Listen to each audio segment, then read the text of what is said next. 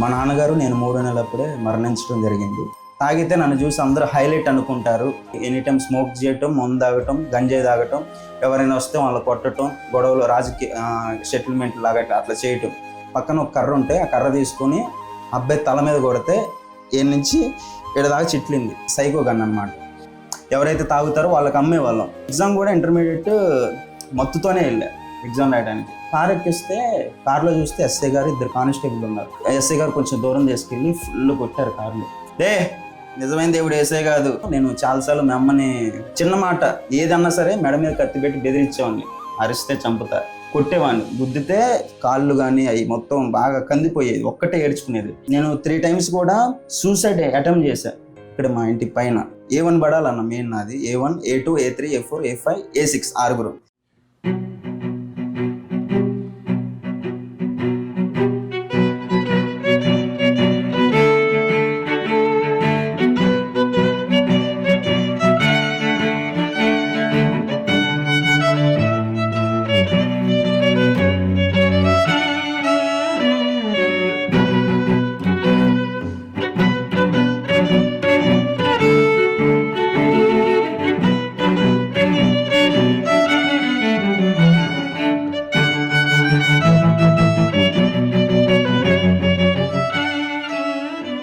ప్రభువైన యేసుక్రీస్తు నామమునకు మహిమ ఘనత ప్రభావం కలుగును గాక.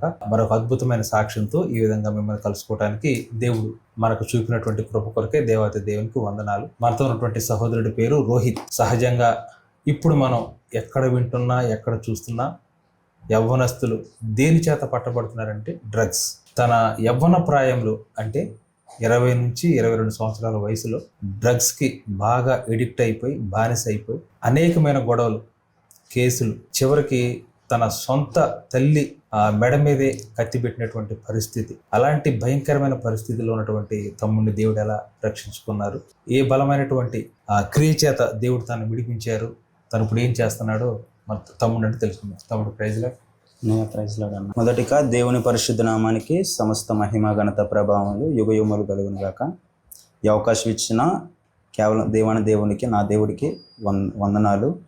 అలాగే భారం అనకుండా, ప్రయాస అనకుండా, దేవుని ప్రేమను బట్టి, సహోదరుల ప్రేమను బట్టి నెహ్రూ అన్నగారు ఇంత దూరం నా కోసం వచ్చారు అనేకులకు సాక్ష్యం పంచడం కొరకు. అందుని బట్టి నెహ్రూ అన్నగారు నా హృదయపూర్వకమైన వందనాలు. ఈ వీడియో చూస్తున్న మీ అందరికీ నా హృదయపూర్వకమైన వందనాలు. నా పేరు రోహిత్. మాది ఆంధ్రప్రదేశ్, ఎన్టీఆర్ జిల్లా, జగ్గేపేట. మా నాన్నగారి పేరు రాజారావు, మా అమ్మగారి పేరు విజయ్ కుమారి. మా నేను 3 నెలలప్పుడే మరణించడం జరిగింది. మరణించాక మా తల్లిగారు నాన్న లేని లోటు లేకుండా నన్ను చాలా మంచిగా పెంచుకుంటూ వచ్చారు. ఇంకా నాది అట్లా LKG, UKG అయిపోయింది. 6th దాకా చదివా. 6th నుంచి నాకు చదువు అన్నా, స్కూల్ అన్నా సరే పడేది కాదు. బ్యాగులు ఆ చెట్లలో ఎవరికి కనపడిన ప్రదేశాల్లో పడేసి స్కూల్కి వెళ్ళకుండా రోడ్లు వెంబటి, బజార్లు వెంబటి తిరిగేవాడిని. అలాంటిది బ్రతుకు నాది. ఎవరిది లాస్ట్ ర్యాంక్ స్కూల్లో, క్లాస్లో ఎవరిది లాస్ట్ ర్యాంక్ అంటే రోహిత్ అంటారు. అంత డల్ స్టూడెంట్ అనమాట. నాకు చదువు లేదు, ఏం లేదు. అలా ఎలాగోలా పాస్ అయ్యా. మొత్తానికి 10th కూడా నేను పాస్ అయ్యా. 10th పాస్ అయ్యాక ఇంటర్మీడియట్ నందిగం చైతన్య కాలేజీలో నేను జాయిన్ అవ్వటం జరిగింది. జాయిన్ అయ్యాక, అంతకుముందు జాయిన్ అవ్వకముందు అసలు నాకు లోకం అంటే తెలియదు, ఏం తెలియదు. ఇంకా 10th ఇంటర్మీడియట్ నేను అక్కడ నందిగంలో జాయిన్ అయిన తర్వాత ఫస్ట్ టైం ఒకళ్ళు స్మోక్ చేస్తుంటే నేను చూసా. కొన్ని రోజులకి నేను కూడా తాగాలి, తాగితే నన్ను చూసి అందరూ హైలైట్ అనుకుంటారు, నేను వాళ్ళ ముందు గొప్పగా కనిపిస్తా అనే విధంగా నేను అట్లా మనసులో నాకు అనిపించి, మైండ్లో అనిపించి నేను ఫస్ట్ టైం స్మోకింగ్ అలవాటు చేసుకున్నా. తర్వాత డ్రింకింగ్ నా అందరికి నేనే ఒకసారి ట్రై చేద్దాం అన్నట్టు ఫస్ట్ అలవాటు చేసుకున్నా. ఫస్ట్ తాగా. అట్లా ఫస్ట్ స్మోకింగ్ మందు బాగా అలవాటైంది. కొంతకాలానికి గంజే మత్తు, ఆ డ్రగ్ అనేది నాకు తెలిసిన సహోదరుడు, ఫ్రెండ్ ద్వారా నాకు అట్లా అలవాటైంది. అట్లా మాకు కాలేజీలో ఇంకా అట్లా మత్తులో బాగా డీప్గా రోజుకి ఇంకా బాగా మత్తులో వెళ్ళిపోతున్నాం.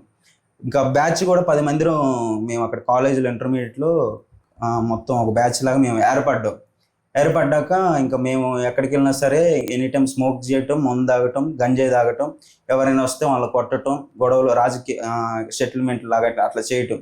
అట్లా ఉండేది నా బ్రతుకు. ఇంకా ఒకనొక సమయంలో ఏమైందంటే, నేను ఎంత మత్తుగా ఎంత సైకోనంటే జస్ట్ మా క్లాస్లో మా ఫ్రెండ్ శ్యాము అబ్బాయి పేరు, ఒకనొక సమయంలో చిన్నగా ఇట్లా భుజం ఇలా ఇలా అన్నందుకి పక్కన ఒక కర్ర ఉంటే ఆ కర్ర తీసుకొని అబ్బాయి తల మీద కొడితే ఏడు నుంచి ఏడు దాకా చిట్లింది. బారుగా చిట్లేసరికి నేనే హాస్పిటల్కి తీసుకెళ్ళి నేనే కుట్లేపిచ్చా అబ్బాయికి. అంత సైకో గన్ అనమాట. ఇంకా అలా మత్తులో ఇంకా అదే జీవితం, అదే లోకం, అదే నిజమైన ప్రేమ, వీళ్ళే నిజమైన స్నేహితులు, ఇదే నిజమైన లోకం అన్నట్టు నేను అట్లా ముందుకు వెళ్తా ఉంటుంటే రాజమండ్రి నుంచి ఒక సహోదరుడు, పేరు చెప్పదలుచుకోలేదు, మనోడు హిట్లర్ అనమాట, స్మగ్లర్, గంజాయి అనేక ప్రాంతాలు వెళ్ళి 3 కేజీలు 4 కేజీలు 5 కేజీలు తెచ్చి అక్కడ ఒక రూమ్ తీసుకొని, ఎవరికి పోలీసు వాళ్ళకి కానీ ఎవరికి కనపడకుండా ఒక రూమ్ తీసుకొని ఆ రూమ్లో గంజాయి అనేది అక్కడ పెట్టి మేమందరం అట్లా ఒక అన్నయ్య నాకు పరిచయం అయ్యాక నేను ఇంకొక 5గురు ఒక రూమ్లో ఇంకా అట్లా ఎనీ టైం ఆ మత్తులో తాగటం, ఇంకా అట్లా మేము అమ్మటం, ఏదైతే గంజాయి తెచ్చారో అవి పొట్లల్లాగా చేసి యవనస్తులు, మెయిన్గా యవనస్తులు కాలేజీకి ఎవరైతే వెళ్తారో ఫోన్ చేయటం, వాళ్ళు ఫోన్ చేస్తారు, వాళ్ళకి మేము వెళ్ళి సేల్ చేయటం, అమ్మటం, అలా ఉండేది జీవితం. ఎవరైతే తాగుతారో వాళ్ళకి అమ్మేవాళ్ళం. అలాంటి బ్రతుకు అనమాట. ఇక ఎలాగా నేను అక్కడ హాస్టల్లో చదువుకునేవాడిని, ఇంటి దగ్గరగా నన్ను హాస్టల్లోనే వేశారు ఇంటర్మీడియట్లో. వేసాక నా పెట్లో కూడా ఉంచుకునేవాడిని 2 కేజీలు 3 కేజీల దాకా ఉంచుకొని ఈ పొట్లాలన్నీ ప్యాక్ చేసుకొని నాకు ఇష్టం వచ్చినప్పుడల్లా ఒక్కనే ఎంత కావాలో అంత గంజాయి తీసుకొని ఒక్కనే తాగి అది చేసేసుకొని తాగేవాడిని. అంత ఇది అనమాట. అట్లా ఎట్లా నేను ఎగ్జామ్ కూడా ఇంటర్మీడియట్ మత్తుతోనే ఎగ్జామ్ రాయడానికి ఎట్టోగట్ట మొత్తానికి పాస్ అయ్యా. ఇంటర్మీడియట్ కూడా అయిపోయింది. తర్వాత నేను డిగ్రీ ఇక్కడ విశ్వభారతి అనే కాలేజీలో జాయిన్ చేశారు. ఇక్కడ వచ్చాక కూడా ఇక్కడ కొన్ని మంది సంవత్సరాలు పరిచయం అయ్యారు, యూత్ యవనస్తులు మెయిన్గా పరిచయం అయ్యి వాళ్ళు తాగేవాళ్ళు, గంజాయి తాగేవాళ్ళు, మందు తాగేవాళ్ళు, స్మోక్ చేసేవాళ్ళు. అట్లా బ్యాచ్ పరిచయం అయ్యాక ఇంకా బాగా డెప్త్గా వెళ్ళిపోతుంది గంజాయి తాగటం అనేది. ఆ మత్తులో అసలు ఇంకా లోకాన్ని వదిలేసాం. ఇదే మత్తులో అదే నిజమైన ఆనందం, అదే నిజమైన సుఖం అన్నట్టు అట్లా వెళ్ళిపోతుంటే ఒకనొక సమయంలో ఏమైందంటే, ఒక గోపి అని ఒక అబ్బాయి ఉంటాడు నందిగంలో. అబ్బాయి ఎప్పుడు నా దగ్గరకు వస్తాడు. జగ్గైపేట వచ్చినప్పుడల్లా అబ్బాయికి నేను గంజాయి ఇప్పించేవాడిని. వాడు వచ్చినప్పుడల్లా ఇప్పిస్తుంటే వాడు ఒకనొక సమయంలో ఏమైందంటే, కంచించర్ల అనే ఒక ఏరియా ఉంటుంది. ఆ కంచించర్ల అనే ఏరియాలో వాళ్ళ ఫ్రెండ్స్ ఉన్నారు, గోపి అనే వాళ్ళ ఫ్రెండ్స్ ఉంటే నేను గోపికి ఇవ్వటం, గోపి ఆ ఫ్రెండ్స్కి ఇవ్వటం. కంచించర్లో ఉన్నారు వాళ్ళు. కంచించర్లో 5గురు బ్యాచ్ తాగుతుంటే పోలీసు వాళ్ళు దొరికారు. అరే కుర్రోళ్ళు మీకు ఎక్కడ గంజాయి అంటే, పలానా గోపి నందిగం వాడు ఇస్తారు మాకంటే, ఈ మెయిన్ ఎస్ఐ గారు వాళ్ళ టీం మొత్తం స్కెచ్ చేసి గోపిని పట్టుకున్నాక నీకు ఎక్కడదిరా గోపి అంటే, పలానా రోహిత్ జగ్గిపేట వాడే, నేను ఎప్పుడు వెళ్ళినా సరే జగ్గిపేట నుంచి నాకు ఎప్పుడు వెళ్ళినా సరే నాకు ఇప్పిస్తూ ఉంటాడంటే, నాకు తెలియదు ఆ విషయం. ఎప్పుడు వచ్చినట్టు గోపి వచ్చేటప్పుడు ఎస్ఐ గారిని 2 కానిస్టేబుల్ పోలీసులను తీసుకొని వచ్చింది. నాకు తెలియదు ఆ విషయం. వచ్చిండు ఫస్ట్ జగ్గిపేటలో అడిగాక ఫస్ట్ మా తెలిసిన వాళ్ళు లేరని చెప్పారు. తర్వాత చిలకలు వెళ్తే ఫస్ట్ అన్నకు కాల్ చేస్తే అమ్మాయి కాల్ చేస్తే ఫస్ట్ ఉందండు, తర్వాత లేదని చెప్పిండు. అట్లా ఈ గోపిని ఒక చెట్టు కాడ ఆపారు. మళ్ళీ ఆ చెట్టు కాడికి వచ్చేసరికి ఈ లేడు. ఆగి ఫోన్ చేస్తా ఉన్నా గోపికి. చేస్తా ఉంటే 2 కానిస్టేబుల్ మఫ్టీలో వచ్చి ఫుల్ కొట్టి బండి ఇద్దరి మధ్యలో ఎక్కించుకొని చిలకల బ్రిడ్జి కింద, అక్కడ బ్రిడ్జి ఒకటి ఉంటుంది, ఆ బ్రిడ్జి కింద ఆపారు.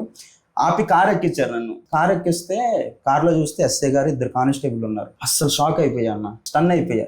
ఎస్ఐ గారు ఉంటుంది కారులో, ఈడేంది ఎట్లా చేసినని ఎస్ఐ గారు కొంచెం దూరం తీసుకెళ్ళి ఫుల్ కొట్టారు కారులో కానిస్టేబుల్. ఏంట్రా నీ బ్యాక్గ్రౌండ్ ఏంటి, అసలు ఎవరిని ఇది ముఠాయి ఏంది, మొత్తం బ్యాక్గ్రౌండ్ ఇది నాకు చెప్పంటే, వీడు ఎవరైతే నేను అక్కడ ఉందని ఫస్ట్ ఉందండో తర్వాత ఆయన ఫోన్ ఎత్తట్లా, ఇట్ట కాదురా అని చెప్పి నన్ను కూడా కంచించాలు తీసుకెళ్ళాక సెల్లో వేశారు. సెల్లో చూస్తే ఇంకా 5గురు ఉన్నారు. ఈ గోపి అనే అబ్బాయి, ఇంకొక 4గురు, నాతో మొత్తం 6గురు అనమాట, నాతో కలిపి వేసాక మా అమ్మ ఎప్పుడు చెప్పిద్ది, మా ఫ్యామిలీ మొత్తం రోమన్ క్యాథలిక్ ఆర్సిఎం బ్యాక్గ్రౌండ్. మా మమ్మీ చెప్పిద్ది, ప్రేయర్ చేయరా ఏసైకి, ప్రేయర్ చేయరా అంటే, నిజమైన దేవుడు ఏసై కాదు, ఏసై ప్రార్థన చేయటం ఏంది, హిందూ దేవుళ్ళు నిజమే, అందుకే వాళ్ళు ఒక స్థాయిలో ఉంటారు హిందూ దేవుళ్ళు, వాళ్ళు ప్రేయర్ చేస్తారు కాబట్టి అన్నట్టు ఆ మాటను అంగీకరించేవాని కాదు, అంగీకరించేవాని కాదు. ఇంకా ఇంటికి వచ్చిన తర్వాత కూడా డిగ్రీలో నేను చాలాసార్లు మా అమ్మని మెడ మీద ఇట్లా కత్తి పెట్టి, చిన్న మాట ఏదన్నా సరే మెడ మీద కత్తి పెట్టి బెదిరించేవాడిని, అరిస్తే చంపుతా, కొట్టేవాడిని, గుద్దితే కాళ్ళు కానీ అవి మొత్తం బాగా కందిపోయేది, ఒక్కటే ఏడ్చుకునేది. నన్ను పెంచిన పాపానికి తండ్రి లేకుండా అట్లా కొట్టేవాడిని. నేను 3 times కూడా సూసైడ్ అటెంప్ట్ చేశాను ఇక్కడ మా ఇంటి పైన 3 times నేను ఊరేసుకున్నా, మొత్తం మెడ దాకా వెళ్ళింది కానీ వేసుకోవాలా. ఎందుకు మళ్ళీ 3 times కూడా అదే బయటకు వచ్చా. మా మమ్మీ అనేది జీసస్ నమ్ముకో, ప్రేయర్ చేయరా అంటే నిజమైన దేవుడు ఆయన కాదనేవాడిని. ఇంకా అట్లా ఏమైందంటే సెల్లో అన్న, నేను ఎప్పుడు చర్చికి వెళ్ళినోని కాదు, వీళ్ళు ప్రార్థనలు పెట్టినా సరే తిరిగి పోయి గొంతులెంబట సిగరెట్లు తాగటం, మందు తాగటం, గంజాయి కొట్టడం, అదే నా బ్రతుకు. ఎప్పుడు చర్చికి వెళ్ళినోని కాదు, నాకు ప్రార్థన అంటే ఏందో తెలియదు, ఫ్రెండ్స్, ఇంకా అట్లా నా జీవితం. ఆ సెల్లో నన్ను వేసినప్పుడు అన్న హృదయంలో కనీసం 10 minutes 15 minutes దాకా పరిశుద్ధాత్మ దేవుడు తెలియదు, జీససే మొత్తానికి హృదయంలో ఏసైకి ప్రార్థన చేయి, ఏసైకి ప్రార్థన చేయి, ఏసైకి ప్రార్థన చేయని 10-15 నిమిషాలు ప్రేరేపణ వచ్చింది బాగా. ఏంది ఎట్లా వస్తుందని చెప్పి వీళ్ళు ఒక 5 ఇటు ఉన్నారన్న, నేను ఒక పక్కకు వచ్చి మోకరించి ప్రభువా ఇగో నాదే, నేను ఎప్పుడు ప్రార్థన మోకరించి ఎందుకు అట్లా ఆ టైంకి వచ్చింది ప్రేయర్ కూడా. ప్రభు ఇగో నాదే తప్పు, ఒక్కసారికి విడిపించి ప్రభువా అని ఒక 10 minutes చేశానన్న. విడిపించి ప్రభు నాదే తప్పు అని చేస్తున్నా. ప్రతి మోకాలు వేసినాము లొంగిద్దని ఉంది కన్నా ఆయన నామం పేరట. ఇంకా అట్లా వేసినప్పుడు ఏ రోజైతే నన్ను పోలీసులు తీసుకెళ్లారో, ఏ గంజా కేసులో అయితే నన్ను పట్టుకున్నారో, A1 పడాలన్న మెయిన్ నాది. A1, A2, A3, A4, A5, A6 6 main నాది కదా. పట్టుకున్నాక ఏ రోజు తీసుకెళ్లారు నన్ను, ఏ గంజా కేసులో పట్టుకున్నా ఆ రోజే FIR ఫైల్ కాకుండా దేవుడు నన్ను బయటికి తెచ్చి. అసలు ఎట్లా వచ్చాను నాకు తెలియదు. మా అమ్మ చూస్తేనే, మా అమ్మ ఒక్కటే వచ్చి ఉంటే కన్నా బయట ఇట్లా పట్టుకొని ఏడుతుంది. నాకు అసలు ఏం అర్థం కాలే. అసలు ఆ రోజు FIR ఫైల్ కాకుండా బయటకు వచ్చా. ఎప్పుడైతే నేను బయటకు వచ్చానో ఆటోమేటిక్ గంజాయి మానేసాను. మందు తాగేవాళ్ళు, స్మోక్ చేసేవాళ్ళు, వాళ్ళు అనుకుంటే వాళ్ళంతటికి వాళ్ళు మానేస్తారని చాలా మంది నోటి నేను విన్నా. ఒకటి ఏంటంటే నాకు ఉన్న ఎక్స్పీరియన్స్ బట్టి ఈ డ్రగ్లో స్మోకింగ్ అయినా మందైనా ఏదో విధంగా మానగలుగుతారు, కానీ ఈ గంజాయి వాడంతటికి వాడు అస్సలు మానేయలేడు. ఏ మనిషి వల్ల అస్సలు కాదు. అంత అసలు చూపిమనండి ఎవరినైనా సరే, కేవలం దేవుడి వల్లే సాధ్యం. అది నన్ను మార్చింది ఆయన. ఎప్పుడైతే నేను ప్రేయర్ చేశానో, ఎప్పుడైతే ఆ కేసు కాకుండా FIR కాకుండా దేవుడు బయటికి తెచ్చిన ఆటోమేటిక్ మానేసి. అసలు ఎవరు మానేయలేరు. ఒకవేళ చాలా మంది మీరు చూసుంటారు బయట, ఎవరైతే తాగారో వాళ్ళు బయటకు వచ్చిన తర్వాత కూడా మళ్ళీ రిపీటెడ్గా తాగటం, కేసెస్ అయిన వాళ్ళు 5 cases అట్లా అయిన వాళ్ళు కూడా ఉన్నారు. అట్లా వచ్చాక జాబ్ చేస్తున్నాను, విజయ్ డిజిటల్లో జాబ్ చేస్తుంటే ఇక్కడ మా ఏరియాలో ఒక అన్నయ్య డ్రింక్ తాగుతాడు. ఈ గంజా ఇంకా అయిపోయింది, ఇంకా తాగట్లా. స్మోకింగ్ డ్రింకింగ్ బాగా అలవాటు. ఆ సిగరెట్లో రకరకాలుగా చేసేటువంటి ఫొటోస్ లేవు, నేను డిలీట్ చేస్తాను. ఇక్కడ విజయ్ డిజిటల్ చేస్తుంటే ఒకరోజు వచ్చాను, ఒక అన్నయ్య బాగా పరిచయమైండు, డైలీ సిట్టింగ్ చేసేవాళ్ళు మందు తాగటం. ఒకరోజు నైట్ 10:30 దాటిందన్న. దాటాక వచ్చా, బ్యాగ్ పడేసి వెళ్ళిపోతున్నా. సిట్టింగ్ ఆల్రెడీ ప్లాన్ అయిపోయింది, ఇట్లా వెళ్దాం మందు తాగుదాం అని. మా అమ్మ అంటుంది ఎక్కడికి రా అంటే అబద్ధం చెప్పా, ఇక్కడ దాకే ఎమ్మటే వస్తా 5 minutes అని చెప్పి పోయా అన్న. మందు తీసుకున్నాం, కూర్చున్నాం. అసలు ఆ రోజు నేను పోకపోతే ఆ ప్రమాదం జరగపోను. మా అమ్మ చెప్పిన మాట అంటే, మా అమ్మ ఒకటే ఫోన్లో కొడుతుంది. దాదాపు ఒక 20-30 times కొట్టుంటుంది.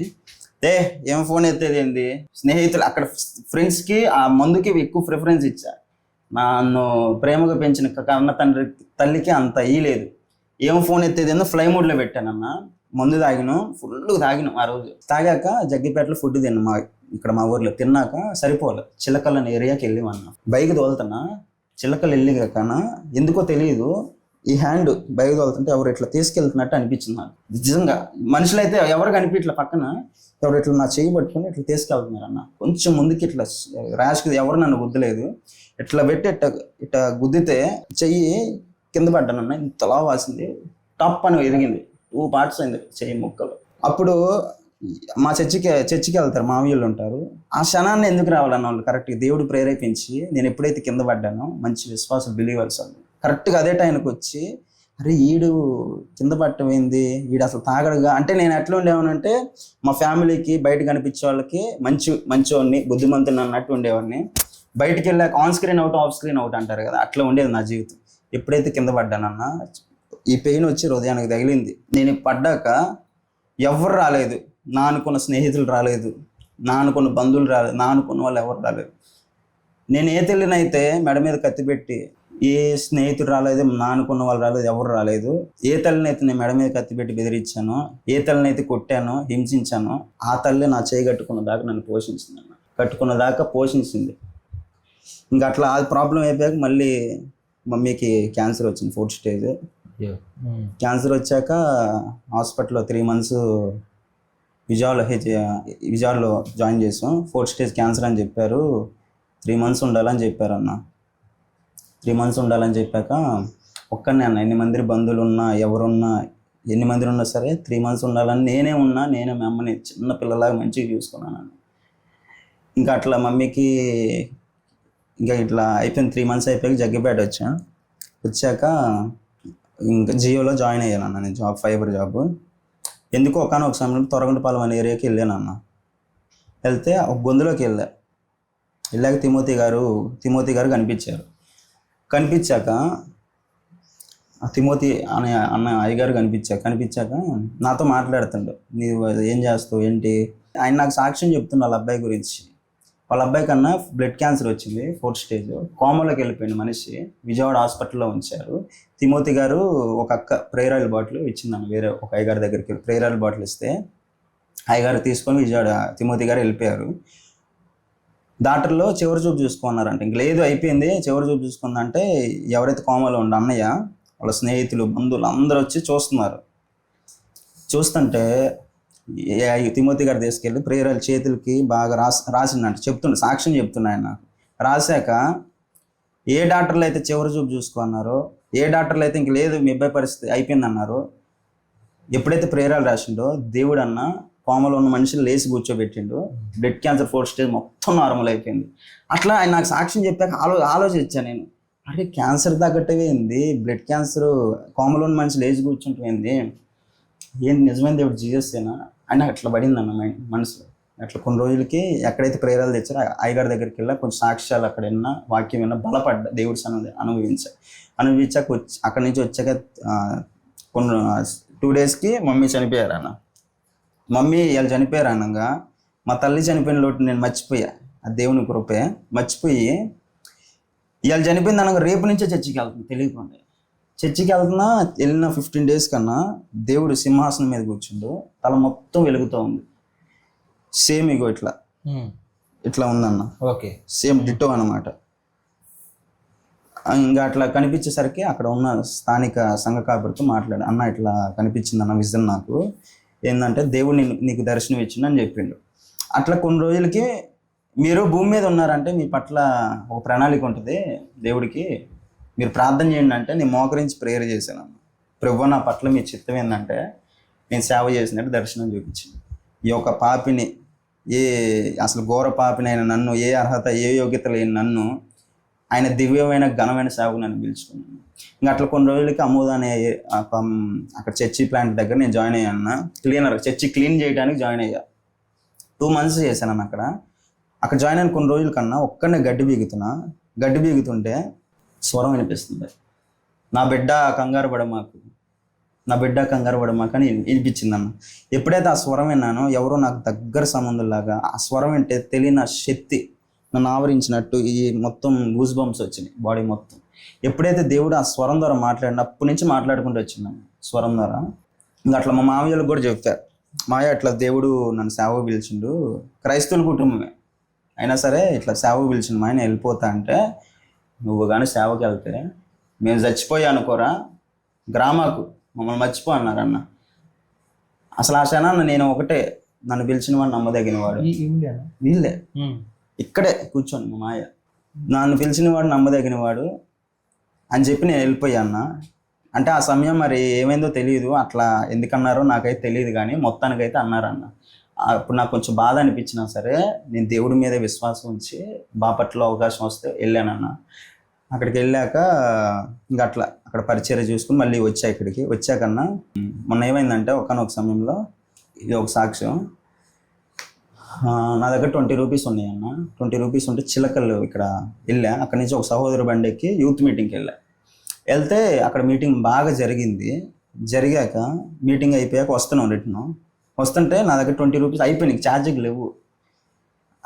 ఈ అన్న ఎవరైతే బండి తోలుతున్నా అన్నను అడుగుదువా అని మనసులో అనుకున్నా.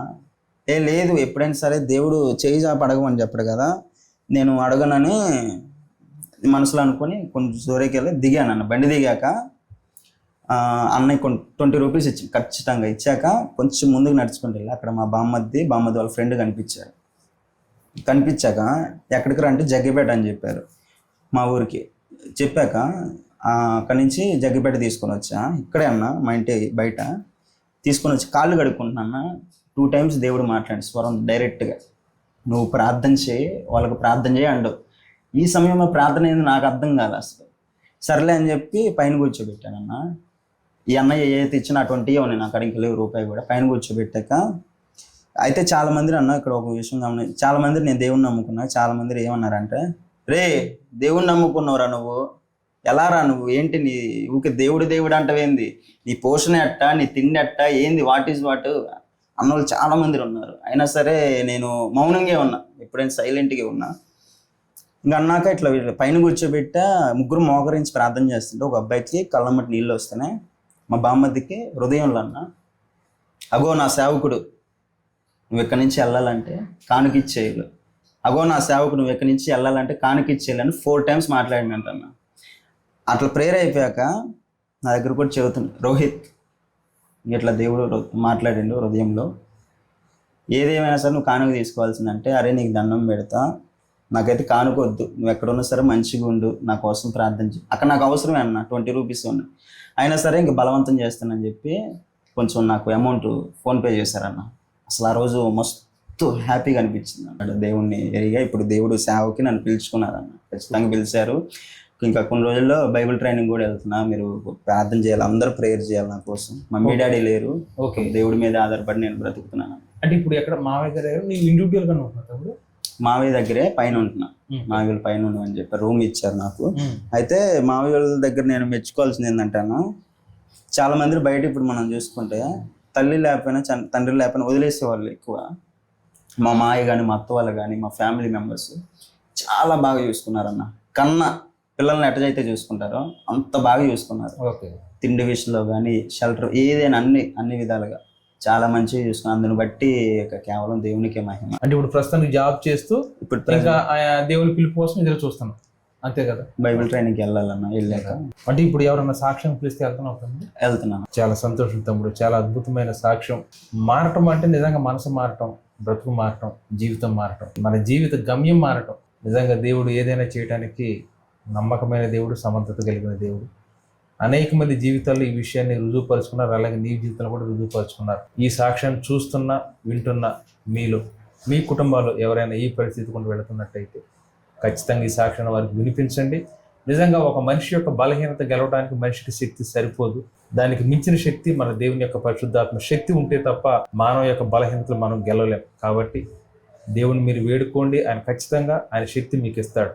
ఆయన శక్తి మీకు ఇచ్చి ఈ లోకంలో ఈ లోక మాలిన్యాలు అంటకుండా ఎలా నిలబడాలో, ఎలా గెలవాలో ఆయన నేర్పుతారు. ఎందుకంటే నేను లోకాన్ని జయించున్నాను కాబట్టి మీరు కూడా జయిస్తారని మన దేవుడు వాగ్దానం చేశారు. కాబట్టి మరి ఈ సాక్ష్యాన్ని మనతో పంచుకున్న సహోదరుడు, మరి దేవుడు తను ఏ పిలుపుతో పిలుచుకున్నారో ఆ పిలుపును నిలబడి దేవుడికి మహిమ తీసుకురావాలని నేను కోరుకుంటూ మరింత సాక్ష్యాన్ని పంచుకున్న సహోదరుడికి వందనాలు.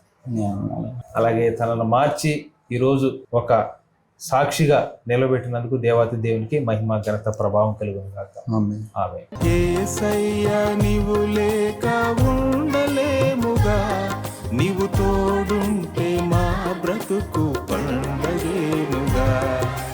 యేసయ్యా నీవు లేక ఎండమావిగా, నీవు తోడుంటే మా గుండె నిండు బావిగా మలిగినది.